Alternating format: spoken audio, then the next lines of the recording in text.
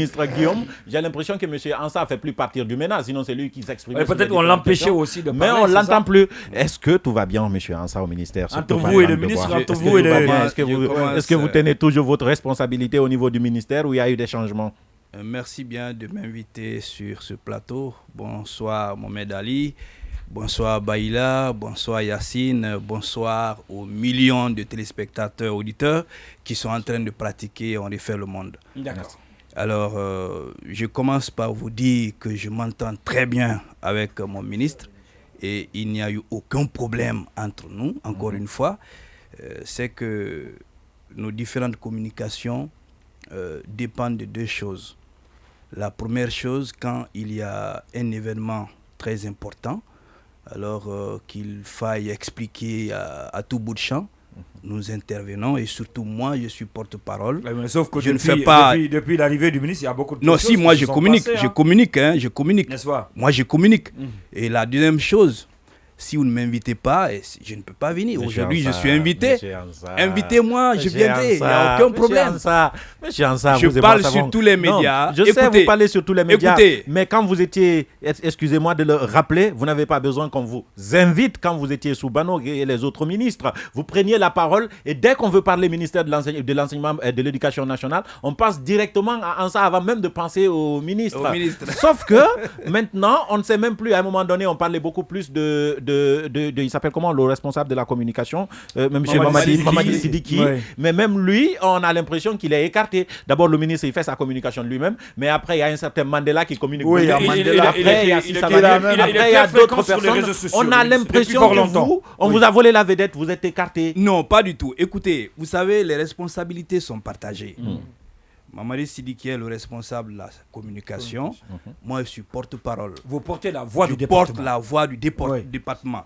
Et par moment, les conseillers, le conseil juridique, le conseil de la législation, le conseil de mission, chacun peut intervenir.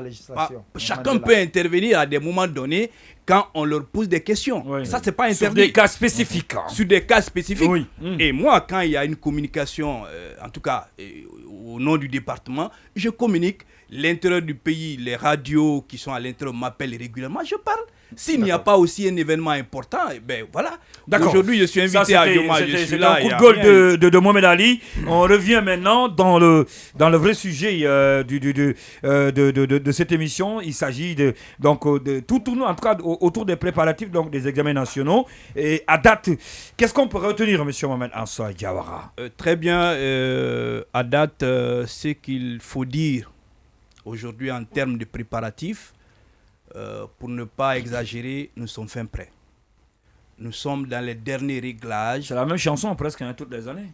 Non, pas du tout. Je me rappelle l'année passée aussi. Pas du tout. L'année passée, l'année surpassée, ça a été la même chose. On est toujours fin prêt. Mais après, on comprend la suite, on la connaît, le déroulement des examens nationaux. Vous êtes dans des fraudes par-ci, par-là. Vous êtes dans votre rôle. Permettez-moi de vous étaler ce que nous sommes en train de faire. Allez-y, monsieur L'exemple même, nous sommes le 27 aujourd'hui, n'est-ce pas? Habituellement, le mois de mai jusqu'à l'orée du mois de juin, nous sommes sur les préparatifs. Mais cette fois-ci, il y a eu de l'exception parce que nous avons préparé les listes à temps. Les listes de candidats ont été préparées à temps. Beaucoup de dispositifs ont été mis en place à temps. C'est pour vous dire qu'aujourd'hui, à l'heure qu'il fait, les listes, les PV d'appel, les cartes spéciales examen sont toute la logistique est prête. Sont disponibles. Sont disponibles à l'heure qu'il fait. Quand vous partez à Mamou, Farana, Labé, les régions les plus proches, c'est arrivé. Ceux-là, Cancan et Zérékouri, les camions sont à Conakry, j'en connais des écoles qui ne sont pas encore entrées en possession de leur carte spéciale examen. C'est un enseignant qui vous parle. Alors, enseignant en tant que vous êtes, je voudrais dire, à l'heure qu'il fait.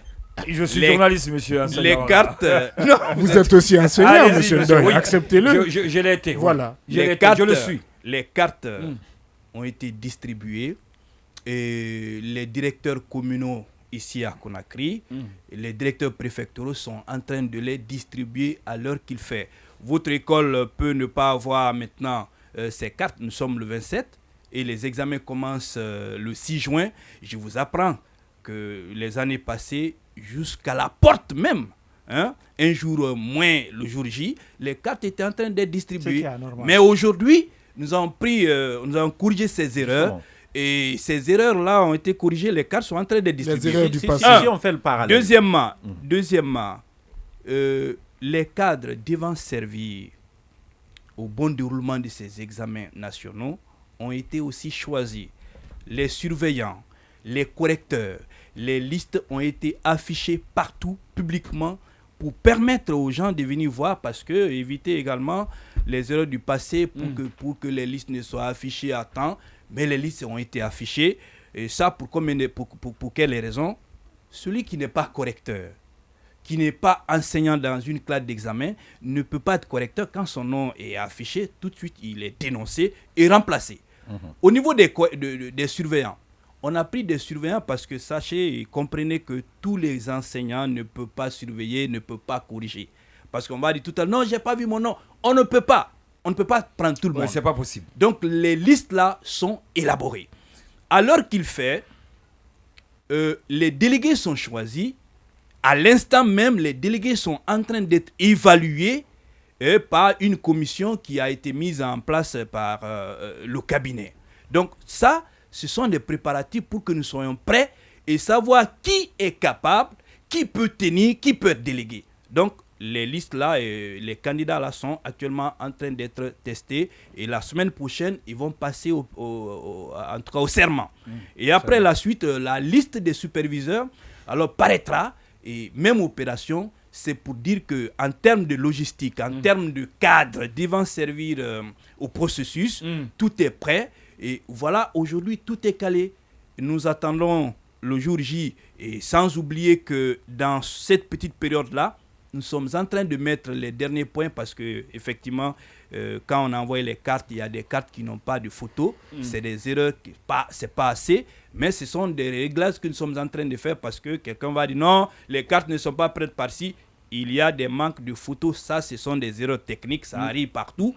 Et voilà, nous sommes en train de corriger. La question de Yacine. Yacine, après on revient. Moi, je vais juste poser une question. Avant que vous ne fassiez la préparation de ces examens, normalement, vous faites le bilan de ce qui n'a pas marché. La première question, c'est est-ce que, après avoir fait le bilan, vous considérez que les examens de l'année dernière étaient crédibles? La première question. Et la deuxième question aujourd'hui, est-ce que vous pensez que la prestation de serment est une garantie de transparence dans les examens? Bien. Mettez-vous à l'aise, M. Panlé. Tous nos examens sont crédibles. Chaque année, je dis bien, tous nos examens de toutes les années ont été crédibles. Ce n'est pas le cas de votre ministre. Ce n'est pas le cas du ministre. Le ministre a dit que s'il était là l'année dernière, il allait annuler le bac de l'année dernière. Ça, c'est le ministre Guillaume qui l'a dit. Ça fait même pas 3 jours. C'est le ministre, votre ministre. Vous portez la parole du département. Il faut comprendre, celui qui vient, il veut faire ce que l'autre n'a pas fait. Non, mais il faut arrêter ça. Donc, ça veut dire que Guillaume a menti. Non, c'est pas ce que j'ai dit. Je veux dire, le plus souvent, lorsque un ministre vient, il fait comme si son prédécesseur n'a posé c'est pas tout le monde qui fait ça. Vous permettez, quand vous posez des questions, acceptez d'avoir des réponses. Oui, allez-y, monsieur Diawara. Alors, nous n'organisons pas des examens pour qu'ils soient crédibles. Dans toute œuvre humaine, il y a des erreurs. Il y a des imperfections. Oui. Mais ça, sauf que ça, c'est pas une imperfection. Non, écoutez, sauf que ça, c'est pas une imperfection. Si ça peut être de nature à annuler les examens, on ne peut pas parler d'imperfection. Dites-moi une action qui Non, c'est le ministre qui l'a dit. C'est pas moi, c'est votre ministre. Je pose une question. N'accusez pas et je réponds à vos questions. Il a même dit qu'il a les preuves dans son téléphone. C'est lui qui l'a dit. Ce que moi, je vais vous dire, chaque année que Dieu fait, depuis que moi je suis au département et depuis que bien avant ça, chaque année que Dieu fait, nous faisons des innovations, nous tirons des leçons des examens antérieurs, voir les fautes, alors faire des corrections et innover. C'est ce que nous faisons chaque année. Donc, chaque année, on innove pour éviter les erreurs du passé. Et je crois que ça améliore notre façon de faire Mais dire que les examens n'ont pas été... La crédibilité, ça dépend des opérations que nous avons mises. Mais comprenez ce qu'il veut dire. Il dit que c'est le ministre Guillaume qui l'a dit. Il a même dit qu'il avait encore des preuves. Moi, je ne Donc, dirais selon pas... l'actuel ministre de l'enseignement préuniversitaire, les examens de l'année passée n'étaient pas crédibles. Non, il ne l'a pas dit. Moi, je ne l'ai pas entendu. Il ne l'a pas dit. Il ne l'a pas dit. Non. Et je Non, vais non, vous dire... Attention, monsieur. Vous n'avez pas... Attention. Ce n'est pas la première fois qu'il le dit. Monsieur Guillaume, l'année dernière, on l'a eu dans des émissions où il a dit si j'étais ministre, j'allais annuler les examens de cette année. Ça, c'est avant qu'il ne soit ministre. Il y a 3 jours à Zérékoré, et vous pouvez vous informer, le ministre, il a dit si c'était moi l'année dernière, j'allais annuler les examens de l'année dernière. Il jette du discrédit sur le travail que vous avez fait l'année dernière. En fait. La question n'est pas de vous mélanger parce que c'est votre chef hiérarchique aujourd'hui. On peut comprendre en réalité, n'est pas vous mélanger. On a juste besoin de comprendre qu'est-ce qui n'a pas marché l'année dernière et qui a été amélioré cette année, sans pour autant dire est-ce que le ministre il a bien dit ou il n'a pas bien dit. Très bien, très bien. Mais sinon, il l'a dit. Très bien. Oui. Chaque responsable qui vient, et même chez vous ici, chaque année, vous voulez améliorer Djoma. Et c'est la même chose chez nous. Et chaque ministre qui vient, c'est un homme qui a une ambition. Oui. Et nous lions l'ambition à la donne actuelle. Et nous jumelons chaque homme qui vient veut mieux faire. Veut mieux faire, c'est ça, et c'est normal. Naturel. Il faut faire, il faut construire la maison. Ça, c'est l'ordre naturel des choses. Allez. Bien, maintenant, pour ce qui n'a pas marché, vous avez vu, nous avions des règlements généraux qui étaient obsolètes, qui avaient été écrits depuis 1997. Aujourd'hui, il y a 25 ans. N'ont pas pu... Et avec la nouvelle donne, l'avènement du net, l'électronique et autres, ça fait que ces règlements-là ne pouvaient pas marcher. Vous avez vu, si on n'a pas emprisonné quelqu'un pour port de téléphone, ce n'était pas prescrit dans nos règlements. Mais cette année, avec la révision, quiconque porterait un téléphone, c'est Charles Ourad qui va t'inviter. Ah bon? C'est prévu d'envoyer les élèves en prison? Bien sûr. Non, on n'envoie pas d'élèves en prison. Oui.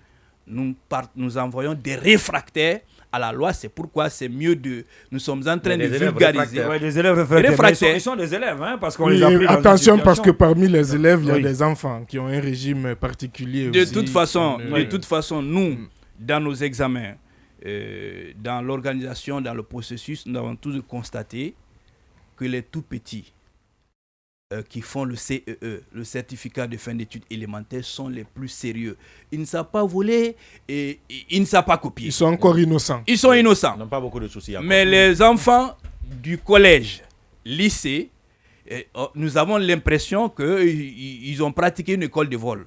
C'est pourquoi les dispositifs là ont été... Est-ce qu'ils n'ont pas été préparés à ça? C'est ça aussi. De toute façon, est-ce qu'ils n'ont pas été préparés à ça? Donc, ce que je veux savoir, deuxième question, la prestation je vais rebondir sur ça. C'est dans la même logique, quoi. Donc, ça veut dire qu'en termes clairs, cette année, quand on prend un élève en train de tricher avec un téléphone, on le prend et puis sa place c'est la prison, c'est ça? Les textes disent... Il sera mis à la disposition de la justice. Dans le chapitre 7, article 55, les objets connectés, le téléphone, la documentation, pris avec un candidat, utilisé ou non dans la salle de l'examen, la première sanction, il est expulsé de la salle.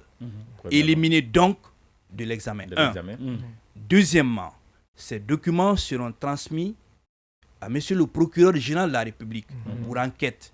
Et lorsque il s'avère vrai, établi, il va être condamné à la peine. Justement, est-ce que vous avez vulgarisé ça? Au-delà de ce que ça soit vulgarisé, non, ils ont révisé les textes. Avant même que ça ne soit vulgarisé, est-ce que ça a été, je vais dire que ce n'est pas nouveau en fait. Oui. Avant même que ça ne soit vulgarisé, je vais dire que ce n'est pas nouveau. Il y a des ministres qui ont poursuivi justement des surveillants. Dans ce cadre-là, je me souviens, le ministre Dr Ousmane Souaré, en 2007-2008, il avait poursuivi des enseignants. Souvenez-vous de la fuite qu'on avait dénoncée à l'époque. Là, il parle des élèves. Et à l'époque, Charles White n'était pas procureur. Là, il parle des élèves. Je sais, vous allez voir où il y a une vulgarisation. Et l'année dernière également, le ministre Bano avait annoncé des poursuites contre justement des réfracteurs, comme vous êtes en train de les appeler. Donc pour nous, c'est pas nouveau. Qu'est-ce qui va être différent cette année en fait? Qu'est-ce qui va réellement être différent? Est-ce que c'est la présence de Charles White? Non. Justement, Mohamed fait bien de me poser cette question. Qu'est-ce qui nous a bloqué l'année dernière? Professeur Bano Bari a vu les règlements généraux. malgré les dispositions que nous avions prises. Il a vu, il dit que si nous faisons de tel, nous serons en porte-à-faux avec la loi parce que ce n'est pas prescrit dans nos règlements généraux. Donc ça nous a bloqués. Mais cette fois-ci, avec la révision, comme il dit qu'on est en train de vulgariser, Dioma est en train de me permettre de parler des actes. Mais pas à ce moment. Attention, permettez-moi. À moins de 2 semaines quand même de l'examen. Est-ce que l'information est passée dans les écoles pour que les élèves soient suffisamment informés? Acceptez d'être informés. C'est interdit les téléphones. Oui, mais aller jusqu'à menacer de vous emprisonner, est-ce que les gens pas emprisonner, mais en tout cas de vous mettre à la disposition de la justice, comme dit Mohamed Ali, c'était le cas les années précédentes. Cette révision a été facilitée par toutes les structures déconcentrées. Nous avions eu ici un atelier préparatoire des examens nationaux. Toutes les structures ont maintenant une copie. Ces copies-là sont maintenant même dans les districts, pour vous dire. Et maintenant, nous qui sommes à Conakry, nous allons passer par les médias et nous sommes en train... Je viens de citer un article. Vous le faites maintenant là. Vous me permettez de vulgariser. D'accord. Donc ça veut dire... Est-ce que dans les textes et règlements généraux, il est écrit dedans que les différents responsables des examens doivent prêter serment sur les livres saints? C'est vraiment tellement clair. Toutes les autorités, tous les acteurs de tout le processus, chacun mettra sa main.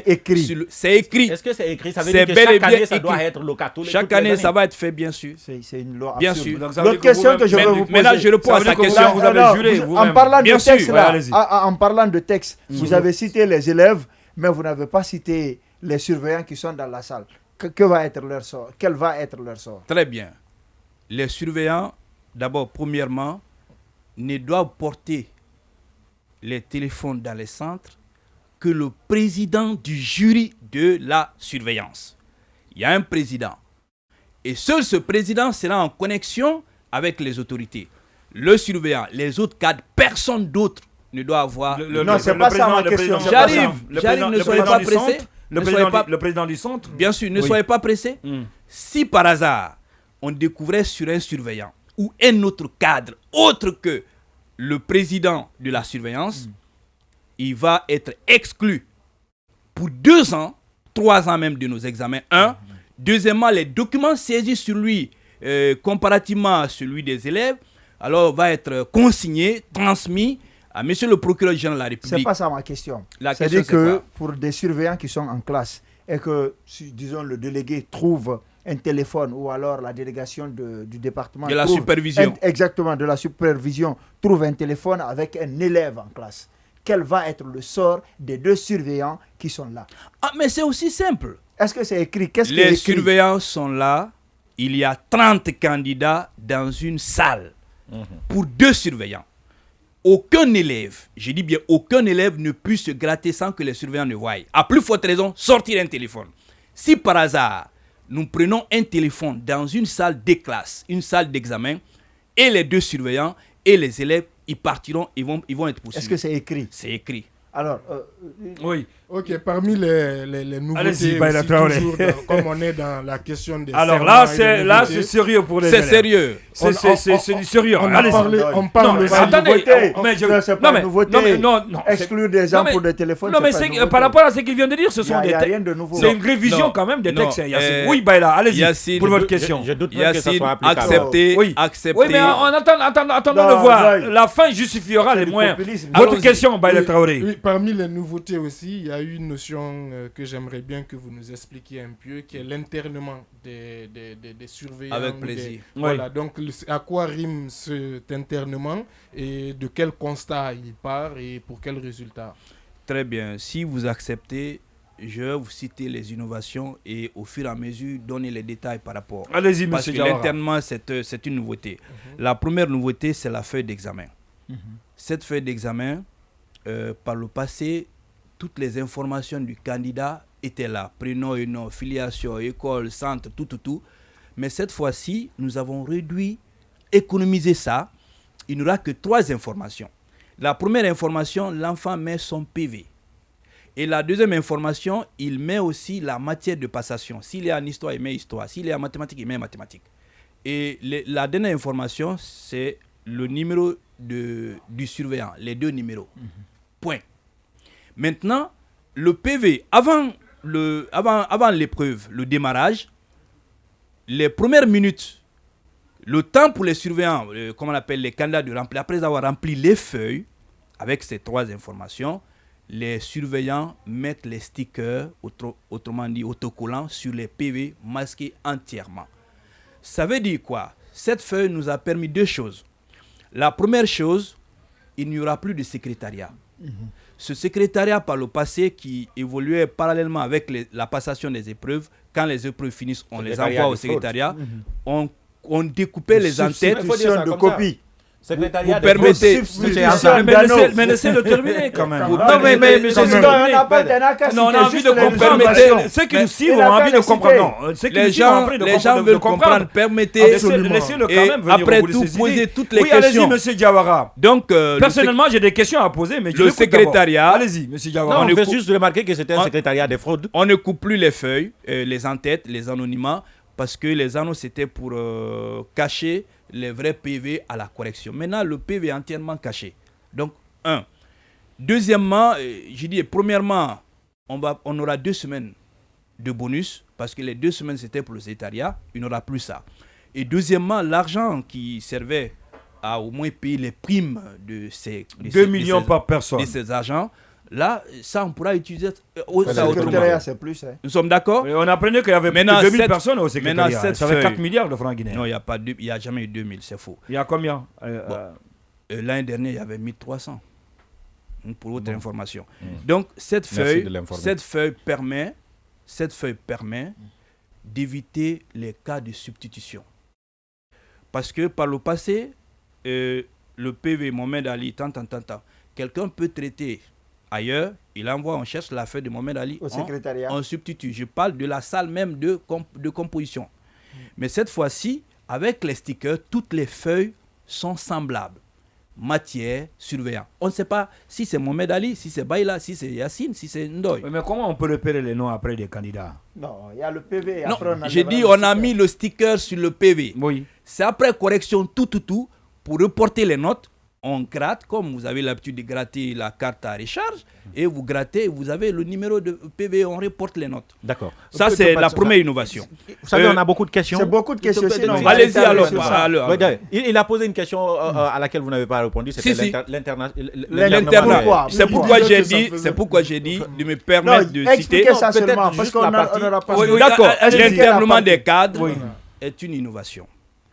Alors, je voudrais vous rappeler qu'à la prise du pouvoir, les ministres sont sortis, aller dans d'autres pays pour aller prendre de bons exemples. Alors, les exemples que nous n'avons pas ici, parce que les gens vont dire qu'on a inventé, non, ça se fait en Côte d'Ivoire. C'est pas mauvais d'inventer aussi, tant que ça marche. D'accord, ça se fait en Côte d'Ivoire, dans d'autres pays, le Sénégal et autres. Là-bas, à 2 mois des examens, les cadres devant construire les épreuves sont internés. On nous a expliqué pourquoi on les interne. C'est pour éviter les fuites. C'est pour... Deuxièmement, c'est pour que ceux qui composent les épreuves aient toute la latitude, toute la maturité, toute la tranquillité à proposer de bonnes épreuves conformément au programme en vigueur. Donc c'est pourquoi nous avons, cette année, expérimenté cette situation. Ces cadres, au nombre de 17, de la Direction générale des examens, mais aussi de l'inspection générale, ont été internés pour finaliser, alors à un lieu secret, parce qu'ils sont coupés de tout appel, de toute communication, de tout le monde. Ils n'ont pas de téléphone. Ils n'ont pas de téléphone, ils n'ont rien. Ceux qui vont choisir des sujets, ce sont des professeurs. Je vous apprends, ils ne choisissent pas, ils élaborent. D'abord, à la base, tous les enseignants en situation de classe d'examen proposent des épreuves qu'on envoie. D'accord. Moi, je vais aller sur une question. Ils travaillent ces épreuves et en sortir une épreuve normale. Je vais vous faire remarquer. Ils font combien de temps et est-ce que leurs familles au moins ont accès à eux? Parce que privé de téléphone, de contact. Voilà, leur famille. Pour combien de temps? Ils sont là pour 42 jours jusqu'à la fin des examens, coupés à la famille, coupés à tout le monde, sauf le ministre, le secrétaire général ou le PM ou le président de la République, pour votre information. Alors, j'aimerais faire remarquer que toutes ces réformes concourent effectivement à organiser des examens justes. Bien sûr. Pour que les plus méritants passe, bien sûr. Sauf qu'à Conakry, vous voyez, il y a les élèves de Conakry qui ont suffisamment d'enseignants. Je veux dire que quand vous êtes enseignant, quand vous êtes élève, par exemple, au lycée équipé, si vous ne comprenez pas l'enseignement de votre professeur de mathématiques, vous pouvez vous prendre un répétiteur. Vous avez assez de marge de manœuvre pour réviser comme vous voulez. Sauf que dans mon village, de l'autre côté, ça fait 2 ans qu'il n'y a pas de professeur de biologie pour la terminale sciences expérimentales, par exemple. Alors, ces élèves-là, oui, excusez-moi, vous allez comprendre ce que j'ai dit. Je peux répondre. Que ce n'est pas aujourd'hui. Il y a beaucoup d'élèves à l'intérieur du pays qui manquent d'enseignants. Ils n'ont pas le programme, ils n'ont pas été enseignés correctement. Sauf qu'ils sont soumis à la même règle que les candidats de Conakry. Est-ce que vous trouvez que cela soit juste, que ceux-là soient soumis aux mêmes règles alors qu'ils ne bénéficient pas des mêmes conditions de formation? Bien, alors, peut-être nous n'avons pas les mêmes informations. Il y a manque d'enseignants, certes. Nous sommes conscients de cela et c'est pourquoi nous avons demandé à la fonction publique que nous ayons des enseignants. Et il y a un projet de recrutement d'enseignants. Nous souhaitons qu'on ait des enseignants pour pouvoir boucher, remplacer ou en tout cas mettre des enseignants où il n'y en a pas. Mais ce qui reste que dans une école... Dans une école... Le besoin s'estime à combien? Le besoin s'estime à 19 000. Alors, de toute façon, dans nos écoles habituellement, quand il y a des enseignants, vous pourrez demander les responsables d'école, vous pourrez demander les journalistes qui sont enseignants, ce sont les classes d'examen qui sont privilégiées pour ces professeurs, généralement. Ça veut dire quoi? Il n'y a pas de classe d'examen aujourd'hui, il n'y a pas un professeur principal? Non, dans les écoles, quand il y a une classe d'examen, priorité pour ces classes d'examen. Je suis totalement d'accord avec vous. Sauf que, partez à Koundara, il n'y en a pas.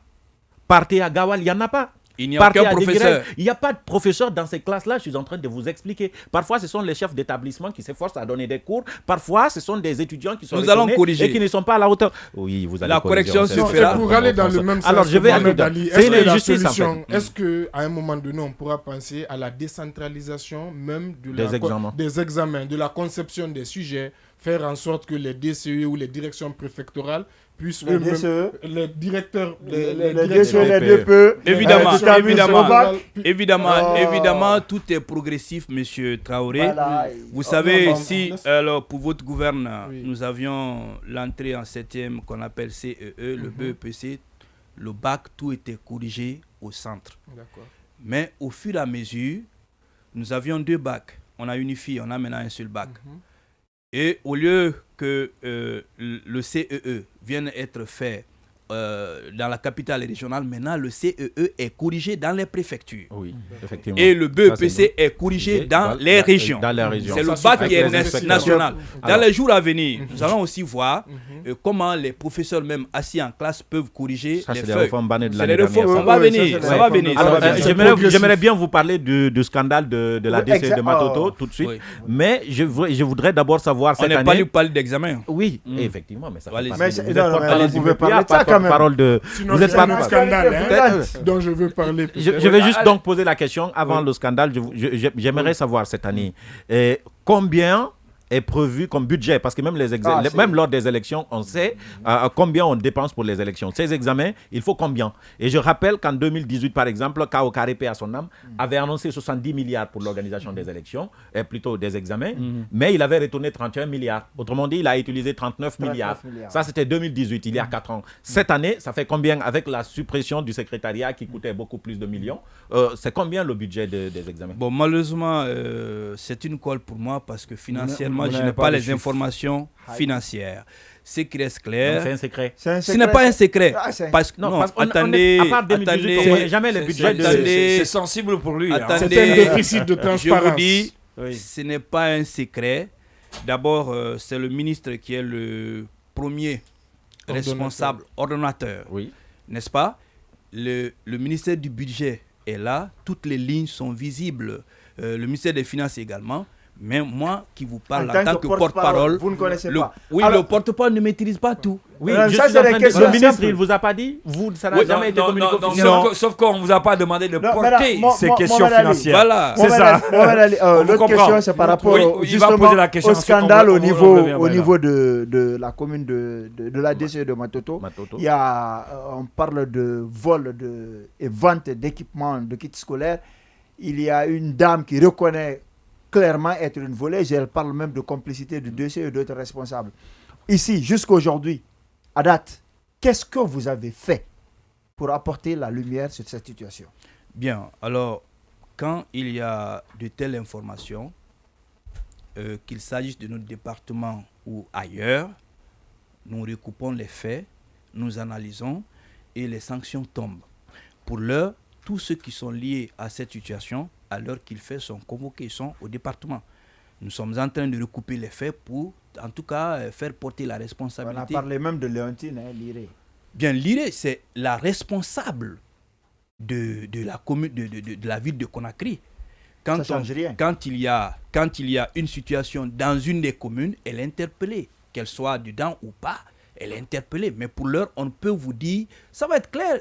Vous savez, la dame est passée partout dans les médias, mais on vous dira qui a fait quoi et de façon claire, parce que mais dans des situations c'est aussi comme ça, simple monsieur, que ça. Dans des situations, je sais que vous êtes porte-parole, vous n'êtes pas décideur. Elle a une malchance. Mais dans des situations comme ça, souvent vendu. Vous, pendant qu'il manque des fournitures scolaires à l'intérieur du pays, une dame qui porte cette responsabilité avoue avoir volé et puis revendu, ce qui est puni par la loi. Ensuite, elle accuse être en complicité. C'est parce qu'elle a eu la malchance. Oui, attendez, je vais finir. Quelle est la malchance ou pas la malchance? Déjà, c'est une voleuse. Ça, on le sait. Et on sait que le vol est interdit. Donc, elle, au-delà d'être suspendue, elle devrait être poursuivie. Sa place est en prison. Maintenant, elle cite ses complices. Il se trouve que l'un des complices cités est le premier responsable de l'éducation dans la commune de Matoto. On est en train de faire des examens. Et le ministre, il ne réagit pas. Personne d'autre ne réagit. Vous trouvez ça normal? C'est ce que je vous ai dit. Je vous ai dit, écoutez, ne prenez pas les paroles de la dame pour une sainte.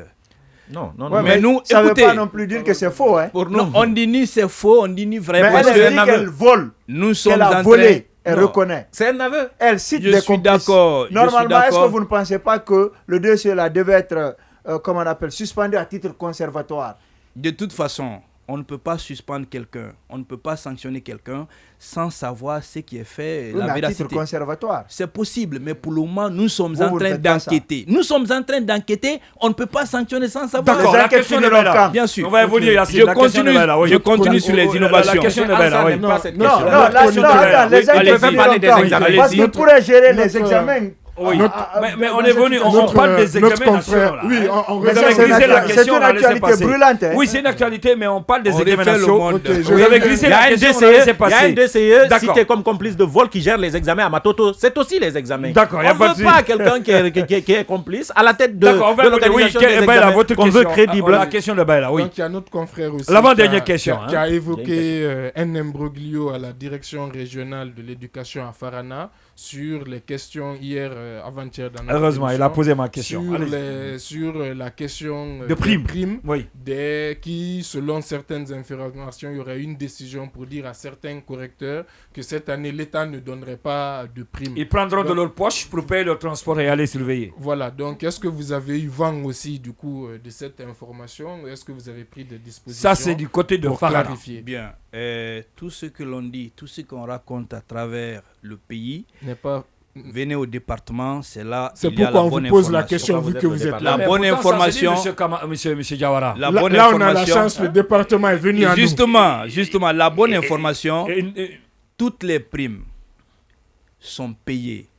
Les correcteurs qui doivent se déplacer des préfectures pour Conakry, leur transport. Alors, à l'intention des enseignants de Farana qui nous écoutent en ce moment et qui sont sélectionnés pour aller surveiller, les primes sont payées. Personne ne payera de son transport de sa propre poche. Aussi simple que ça. C'est payé. C'est payé. Très bien. Restons dans le cadre. À l'intention donc de ces enseignants de Farana. Et je vous dis, les autorités doivent rectifier donc le tir. Et je vous dis, les autorités préfectorales. Oui. Ce transport n'est pas payé par une autorité locale. Ce transport est payé ici par le service des examens. Très bien. Alors, toujours dans le cadre des examens, il y a quelque chose quand même qui marque et qui frappe à l'œil, c'est que cette année, on a au minimum un demi-million de candidats pour les 3 examens. C'est énorme. Rien qu'au baccalauréat, on a plus de 28 000 candidats. Alors la question que je pose, est-ce qu'il y a eu du sérieux dans l'authentification des diplômes au BEPC? Parce qu'on sait que les élèves du BEPC, souvent, vont faire le baccalauréat, donc ils s'installent d'abord la 11e année, ensuite 12e et puis terminale, sans pour autant avoir eu le brevet d'entrée en 11e année. Et c'est au cours de la préparation du baccalauréat qu'on découvre effectivement que ce sont des faux diplômes. Ça a fait écho l'année dernière, mais on négocie. Vu le nombre élevé de candidats de cette année, parce que si je ne me trompe pas, c'est inédit. Il n'y a jamais eu un demi-million de candidats en République de Guinée lors des examens. Est-ce qu'il y a eu du sérieux dans l'authentification des diplômes? Ou est-ce que c'est le taux d'échec des années précédentes aussi qui est énorme? Voilà. Ce que je peux... Tu prêtes le flanc, il va le dire. Bien. Non, je vais expliquer. Mais c'est pas ça, c'est pas vrai. Oui, ça ne peut pas expliquer. Monsieur Mohamed Ali, Monsieur Mohamed Ali, très rapidement, vous devez savoir qu'on a une population guinéenne très jeune. Chaque année que Dieu fait, les enfants naissent. Quand vous partez dans les écoles, l'effectif grossit d'année en année. Et quand il y a de l'effectif dans les écoles, forcément, il y a des candidats. Deuxièmement, il y a des échecs. Sinon, dans l'élaboration de la liste des candidats, je vous informe, tous nos résultats sont informatisés. Tous ceux qui ont passé leur examen en République de Guinée, depuis des années 80 jusqu'à maintenant, tout est informatisé. Vous cliquez Yacine Palais, ça sort. Donc, quelqu'un ne peut pas être reçu. D'abord, vous n'avez pas votre CEE. Vous ne pouvez pas être candidat au BEPC. Vous n'avez pas votre BEPC. Vous ne pouvez pas être candidat. Non, je vous dis, donnez-moi un exemple. Non, ça c'est, il y en a beaucoup. Prouvez-moi. On va pas faire votre travail à votre place. Non. Mais on sait quand même qu'il y en a des tonnes. Ça existe quand même. Non. Attends. Ne restez pas ici. Dire qu'il y a des tonnes. C'est pas ici qu'on est resté. Non. On est allé sur le terrain, on en connaît beaucoup. Maintenant, je vous informe. Notre département, les portes sont grandement ouvertes. On est arrivé presque vers la fin de cette émission. La dernière question de Yacine. La dernière question de Yacine. Vous trouvez que 28 000 candidats libres, c'est assez normal ça? Oui. 28 000 candidats libres qui ne sont pas passés par des salles de classe. Oui, mais il n'a pas répondu. Il n'a pas répondu. Je ne permettais pas de répondre. Attendez. L'autre question rapide. Les candidats libres. 18 000 recalés. Vous savez, quand quelqu'un échoue une fois, deux fois, la troisième fois, il ne peut être que candidat libre. Et quelqu'un peut se présenter une fois en tant que candidat libre. Mais vous savez, bien sûr. La dernière question, oui, rapidement. Je ne vais pas faire de commentaires. Souvent, quand on a les ministres d'examen, Guillaume, c'est cette image qu'il présente. Concrètement, qu'est-ce qu'il fait pour la qualification du système éducatif guinéen? Je ne parle pas de la préparation des examens. Non. En dehors de la